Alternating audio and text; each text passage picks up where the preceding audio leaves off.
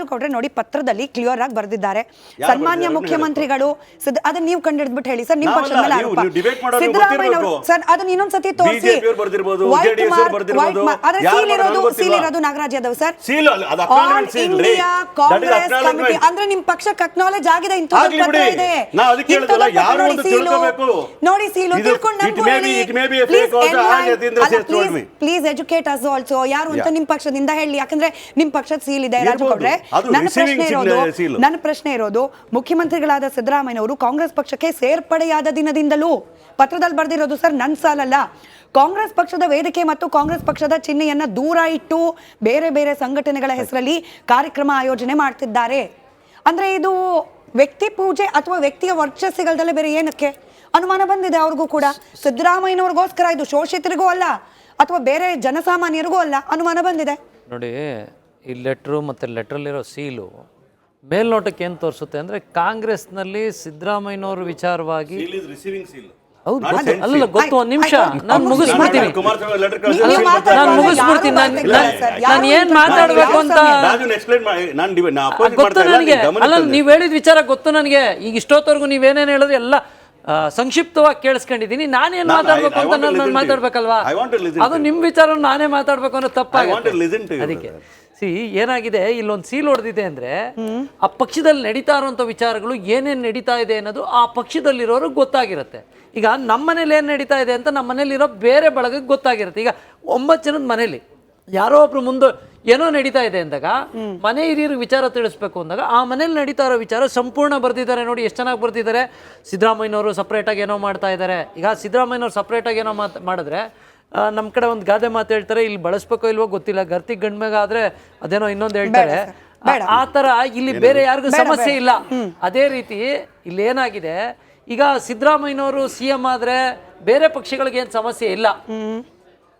DK CM ಆದ್ರೆ ಬೇರೆ ಪಕ್ಷಗಳಿಗೆ ಸಮಸ್ಯೆ ಇಲ್ಲ. ಅಲ್ಲಿ ಸಮಸ್ಯೆ ಇರೋವಂಥದ್ದು ಅಲ್ಲಿರುವಂಥ ಒಳಗಡೆ ಇರೋವಂಥ ಬೇಗುದಿ ಇರೋವಂಥವ್ರಿಗೆ. ಹಾಗಾಗಿ ಅವ್ರು ಏನೋ ಪಾಪ ಹೆಸರು ಬರೆದ್ರೆ ನಾಳೆ ದಿನ ನಮ್ಮನ್ನೇಳಿ ಟಾರ್ಗೆಟ್ ಮಾಡ್ತಾರೋ.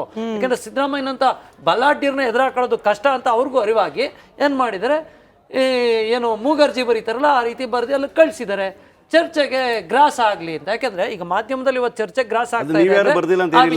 ನಮ್ಗೆ ಯಾಕೆ ಸ್ವಾಮಿ, ಅಲ್ಲ ನಮ್ಗೆ ಯಾಕೆ? ಈಗ ನೀವೇ ಬರ್ದು ಬಿಡಿ. ಈಗ ಅಧಿಕಾರ ಹೆಂಗೂ ಇದೆ, ಈಗ ಹೇಳ್ತೀರಿ ನಾವು ಲಂಚ ತಗೊಂಡಿಲ್ಲ. ಈಗ ನೋಡಿ ಮಂಡ್ಯದಲ್ಲಿ ಅಬಕಾರಿ ಇಲಾಖೆದು ಗಬ್ಬು ಎದ್ದು ನಾರ್ತಾ ಇದೆ. 700 ಕೋಟಿ ಹಗರಣ ಅಂತೇಳಿ ಮಾಧ್ಯಮಗಳು ಬಿತ್ತರಿಸಿದ್ರಿ. ಅದಕ್ಕೆ ಪುಷ್ಟೀಕರಿಸುವಂತ ಸಾಕ್ಷಿನ ಅಲ್ಲ, ಪುಷ್ಟೀಕರಿಸುವಂತ ಸಾಕ್ಷಿನ ಇವತ್ತು ನಿಮ್ ಕಣ್ಣು ಮುಂದೆ ಇಟ್ಟಿದೆ ಮಂಡ್ಯ. ನಾನ್ ತೋರಿಸಿದಲ್ಲ, ಮಾಧ್ಯಮ ತೋರಿಸಿದ್ದು. ಸೊ ಹಂಗಂದ್ರೆ ನಮ್ ಕಾಂಗ್ರೆಸ್ನವ್ರು ಮಾಡಿದ್ರು, ಇಲ್ಲ BJP ಅವ್ರು ಮಾಡಿದ್ರು. BJP ಅವ್ರಿಗೆ ಏನೋ ದುಡ್ಡು ಕೇಳಿದ್ರಾ, JDS ಅವ್ರು ಏನೋ ಕೇಳಿದ್ರ, ನಿಮ್ಮ ಅಧಿಕಾರಿಗಳು ಕೇಳಿದ್ದಾರೆ. ಅವ್ರನ್ನ ಯಾವ ರೀತಿ ರಿಪೇರಿ ಮಾಡ್ಬೇಕು ಅನ್ನೋದು ನಿಮಗ್ ಬಿಟ್ಟಿದ್ದು. 700 ಕೋಟಿ, ಒಂದ್ ನಿಮಿಷ ಸರ್, 700 ಕೋಟಿ ವಿಚಾರ ಬಂದಾಗ ಹೇಳ್ಬೇಕಿತ್ತು. ಸಮಾವೇಶದಲ್ಲಿ ಇವನು ಚರ್ಚೆ ಮಾಡಿ. ಯಾಕಂದ್ರೆ ಈ ವಿಚಾರ ನಿಮ್ ಮುಂದೆ ಯಾಕೆ ಹೇಳ್ತಾ ಇದ್ದೀನಿ ಅಂದ್ರೆ 700 ಕೋಟಿ ಹಗರಣ ನಮ್ಮ ಮೇಲ್ ಬಂದಿದೆ, ಮೂಢ ಹಗರಣದ ಆರೋಪ ನಮ್ಮ ಮೇಲ್ ಬಂದಿದೆ, ಮಕ್ಕಳು ಸ್ಕಾಲರ್ಶಿಪ್ ಕಿತ್ಕೊಂಡು ತಿಂದಿರೋ ಆರೋಪ ನಮ್ಮ ಮೇಲ್ ಬಂದಿದೆ. ಆರೋಪಕ್ಕೆ ಪುಷ್ಟಿ ಕೊಡುವಂತ ವಿಚಾರಗಳು ನಿಮ್ಮ ಹೈಕೋರ್ಟ್ ಹೇಳಿದೆ, ನಿಮ್ಮ ಲೋಕಾಯುಕ್ತ ಕೂಡ ತನಿಖೆ ನಡೆಸ್ತಾ ಇದೆ. ಆರೋಪ ಸಾಬೀತಾಗೋಕ್ಕೂ ಮುಂಚೆನೆ ನೀವು ಸುಳ್ಳು ಅಂತ ಅದು ಹೆಂಗೆ ಹೇಳ್ತೀರಿ? ನಿಮ್ಮ ವಿಚಾರಕ್ಕೆ ಬಂದಾಗ ಸುಳ್ಳು ಅಂತ ಹೇಳ್ತೀರಿ, ಬೇರೆಯವ್ರ ವಿಚಾರಕ್ಕೆ ಬಂದಾಗ ತನಿಖೆ ಆಗಬೇಕು ಅಂತ ಹೇಳ್ತೀರಿ. ದಯವಿಟ್ಟು ಒಬ್ಬ MLC ಇದ್ದೀರಿ, ಈ ವಿಚಾರಗಳನ್ನ ಮನಸ್ಸಿನಲ್ಲಿ ಇಟ್ಕೊಳ್ಳಿ. ಯಾಕೆಂದ್ರೆ ಆರೋಪ ಪ್ರತ್ಯಾರೋಪ ಬರ್ತವೆ. ಬಂದಾಗ ನೀವು ಪ್ರತ್ಯಾರೋಪ ಮಾಡೋಕ್ಕೂ ಮುಂಚೆ ತನಿಖೆ ಆಗಕ್ಕೆ ನೀವೇ ಅವಕಾಶ ಮಾಡಿಕೊಡಿ. ನೀವೇ ಸ್ಟೇಟ್ಮೆಂಟ್ ಕೊಟ್ಬಿಟ್ರೆ ನಿಮ್ಮ ಕೆಳಗಿರೋ ಅಧಿಕಾರಿಗಳು ಏನು ಮಾಡ್ತಾರೆ, ನಮ್ಮ ಸಾಹೇಬರು ಸ್ಟೇಟ್ಮೆಂಟ್ ಕೊಟ್ಟರೆ ಇದು ಸುಳ್ಳು ಅನ್ನಕ್ಕಾಗತ್ತಾ? ಇಲ್ಲ, ತನಿಖೆ ಆಗ್ಬೇಕು, ಲೆಟ್ ಇಟ್. ಸೊ ಇಂಥ ನೂರಾರು ವಿಚಾರಗಳು ಸಲಹೆ ಕೊಡ್ಬೋದಾ ನಿಮಗೆ? ಅಲ್ಲ ಒಂದ್ ನಿಮಿಷ ಸರ್, ಈ ರೀತಿ ಸತ್ಯ ಏನು ಅಂತ ಹೇಳಿ ನೀವು ರಚನಾತ್ಮಕ ಹೋರಾಟ ಮಾಡಿ, ನೀವು ಮಾಡ್ತಾ ಇದ್ದೀರಲ್ಲ, ತನಿಖೆ ಮಾಡಿ. ಎಲ್ಲಿ ಹೋರಾಟ ಮಾಡ್ತಾ ಇದ್ದೀರಾ? ತನಿಖೆ ಮಾಡಿ. ನಾವು ನಿಮ್ಮನ್ನೇ ಆಹ್ವಾನ ಮಾಡ್ತಾ ಇದ್ದೀವಿ, ಹೋರಾಟ ಮಾಡಿ, ತನಿಖೆ ಮಾಡಿ ಸ್ವಾಮಿ. ಉತ್ತರ ಕೊಡಬೇಕಾಗಿದ್ದ ಸಚಿವರು ಸರ್ಕಾರ ಅದನ್ನ ಬಿಟ್ಟು ಸಮಾವೇಶ ಮಾಡ್ತಿದೆ ಅನ್ನೋ ಅಸಮಾಧಾನ ಕೂಡ ಇದೆ. ಈಗ ಲೋಕಾಯುಕ್ತ ತನಿಖೆ ನಡೀತಾ ಇದೆ, ಮೂಡಕ್ ಸಂಬಂಧಪಟ್ಟಂಗೆ. ಆಮೇಲೆ ವಾಲ್ಮೀಕಿ ಹಗರಣಕ್ಕೆ ಸಂಬಂಧಪಟ್ಟಂಗೆ ED ತನಿಖೆ ನಡೀತಾ ಇದೆ, ಲೋಕಾಯುಕ್ತ ತನಿಖೆ ನಡೀತಾ ಇದೆ. ನೀವು ಸುಳ್ಳು ಅಂತ ನೀವ್ ಹೇಳ್ಬಾರ್ದು. ಅದು ಇಲ್ವೇ ಇಲ್ಲ ಸರ್, ನಾನು ಹೇಳ್ತಾ ಇಲ್ಲ. ಸಮಾವೇಶ ಮಾಡಬೇಡಿ ಅಂತ ಹೇಳ್ತಾ ಇಲ್ಲ. ಯಾಕೆ ಬೇಜಾರು ನಿಮಗೆ? ನಾನ್ ಬೇಜಾರು ಎಲ್ಲಿ ಮಾಡ್ಕೊಂಡಿದ್ದೀನಿ?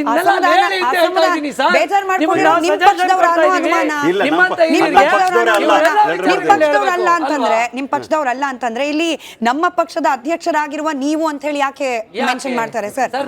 ಯಾಕೆ ಮಾಡ್ತಾರೆ? ನಾಗರಾಜ್ ಆ ಚಂದ್ರಶೇಖರ್, ಆ ರಾಜು ನಮ್ಮ ಹೇಳ್ಬೇಕಪ್ಪ ನೀವು. ಕರ್ನಾಟಕದವರಾದ ತಾವು ನಮ್ಮ ಎಐಸಿಸಿ ಅಧ್ಯಕ್ಷರಾಗಿರುವುದು ಅಂದ್ರೆ ನಮಗೆ ಎಲ್ಲಾ ಅಭಿಮಾನ ಅದು. ವಿಚಾರವನ್ನ ಮುಕ್ತವಾಗಿ ಹಂಚಿಕೊಳ್ಳಿಕ್ಕೆ ಅವಕಾಶ. ಬರ್ದಂತವ್ರಿಗೆ ನಾನು ಈಗ ಎಕ್ಸ್ಪೆಕ್ಟ್ ಮಾಡಬಹುದು ನಾಗರಾಜ್ ಅವರೇ ಯಾಕೆ ಬರ್ದಿರ್ಬಾರ್ದು ಬಂದೆ ಚಂದ್ರಶೇಖರ್. ಇದು ಸುಳ್ಳು ಇನ್ಯಾರು ಆಪಾದನೆ MLA ಮಾಡಿದ್ರೆ ಗಳು ಜೆಡಿಎಸ್ ಕುಮಾರಸ್ವಾಮಿ ಮಾಡಿರ್ಬೇಕು ಅಂತ ಬರ್ದಿರ್ಬಾರ್ದು ಹೇಳ್ಬೇಕಾಗ್ತದೆ. ಅಂತ ಹೊಟ್ಟೆ ಕೇಳ್ತಾ ಒಳಗೆ ಇದ್ದೀನಿ. ಬರ್ದಿರ್ಬೇಕು. ಬರ್ದಿರ್ಬಾರ್ದು. ಸಿದ್ದರಾಮಯ್ಯ ಯಾರು ಮನೆ ಬರ್ದ್ರು? ಕಟ್ಟಿ ಯಾರು ಹೇಳ್ಬೇಕು. ನೀವು ಬರ್ದ್ರು? ಮಾತಾಡ್ತಾ ಸಿದ್ದರಾಮಯ್ಯ ಯಾರು ಬರ್ದ್ರು? ದೇವೇಗೌಡರು 21 ರ್ಯಾಲಿ ಮಾಡಿ ಮನೆಗೆ ಹೋಗ್ಬಿಟ್ಟು ಮೊಮ್ಮಕ್ಕಳು ಅಂತ ಹೇಳ್ಬಿಟ್ಟು ಅನ್ಸಿರ್ಬೋದು. ಹಾಗಾಗಿ ಸಿದ್ದರಾಮಯ್ಯ ಹೊಟ್ಟೆ ಒಳಗೆ ಏನ್ ಬರ್ದಿದ್ದಾರೆ ಚರ್ಚೆ ಮಾಡೋಣ. ಏನ್ ಬರ್ದಿದ್ದಾರೆ ಚರ್ಚೆ ಮಾಡೋಣ. ಏನ್ ಚರ್ಚೆ ಮಾಡೋಣ. ಅಲ್ಲ ಏನ್ ಬರ್ದಿದ್ದಾರೆ, ಬರ್ದಿರೋದೇನು. ಲೋಕಾಯುಕ್ತ ತನಿಖೆ ಸುಳ್ಳು. ಅದೇನೋ ಅವತ್ತು ಇಟ್ನಾಳ್ ಸರ್ ಕರೆಕ್ಟ್ ಆಗಿ ಹೇಳಿದ್ರು. ಇಲ್ಲ ರಾಜಗೌಡ್ರೆ, ಇಟ್ನಾಳ್ ಸರ್ ಕರೆಕ್ಟ್ ಆಗಿ ಹೇಳಿದ್ರು. ಹೋಗಿ ಬಂದು ಸಿಗೋದು ಮಾಧ್ಯಮದವ್ರೆ, ತಪ್ಪು ಮಾಡಿದ್ರು ಮಾಧ್ಯಮದವರು. ಎನಿವೆ ನಮಸ್ಕಾರ, ನಾನು ಜಯಪ್ರಕಾಶ್ ಶೆಟ್ಟಿ ಮಾತಾಡ್ತಾ ಇದ್ದೀನಿ. ರಿಪಬ್ಲಿಕ್ ಕನ್ನಡದ ಈ ವಿಡಿಯೋವನ್ನು ಶೇರ್ ಮಾಡಿ ಮತ್ತು ನಮ್ಮ ಚಾನಲನ್ನು ಸಬ್ಸ್ಕ್ರೈಬ್ ಮಾಡಿ. ನಮಸ್ಕಾರ, ಕರ್ನಾಟಕ ಪ್ರೈಮ್ ಟೈಮ್ಗೆ ಸ್ವಾಗತ. ನಾನು ಜಯಪ್ರಕಾಶ್ ಶೆಟ್ಟಿ. ಇಡೀ ಕರುನಾಡು ಇವತ್ತು ರೆಬೆಲ್ ಆಗಿ ನಿಂತಿದೆ. ಈ ಹಗರಣಗಳನ್ನು ಸದನದಲ್ಲಿ ಪ್ರಸ್ತಾಪ ಮಾಡಲು ಕೂಡ ಕಾಂಗ್ರೆಸ್ ಹಿಂದೇಟು ಹಾಕಿದ್ದೇಕೆ? ನಿಮ್ಗೆ ಸಂಬಳ ಅದಕ್ಕೆ, ನಿಮಗೆ ವಾಹನ ಅದಕ್ಕೆ, ನಿಮಗೆ ವೆಪನ್ ಅದಕ್ಕೆ, ನೀವು ಅದನ್ನು ಸೆರೆ ಹಿಡಿಬೇಕಾಗಿತ್ತು. ನೀವು ವಿದ್ಯುತ್ ಬರ ಇದೆ ಅಂತ ಹೇಳ್ತಾ ಇದ್ದೀರಿ, ಎಲ್ಲಿ ಬರ ಇದೆ ನೀವು ಹೇಳಬೇಕು. ಪಾಕಿಸ್ತಾನ್ ಆಕ್ಯುಪೈಡ್ ಕಾಶ್ಮೀರ್ ಅದು ಎಂದೆಂದಿಗೂ ನಮ್ಮದು. 40 ಮೆಷಿನ್ಗಳು ತಂದಿತ್ತು ನೋಟ್ ಎಣಿಸುವುದಕ್ಕೆ, ಅದೇ ಹಾಳಾಗಿದೆ. ಮಥುರಾದ ಗಲಾಟೆ ಇದೆಯಲ್ಲ, ಅದು ಸ್ಥಳೀಯವಾಗಿ ಕೂತು ಪರಿಹರಿಸಬಹುದಾದಂಥ ಕಾನೂನಿದೆ.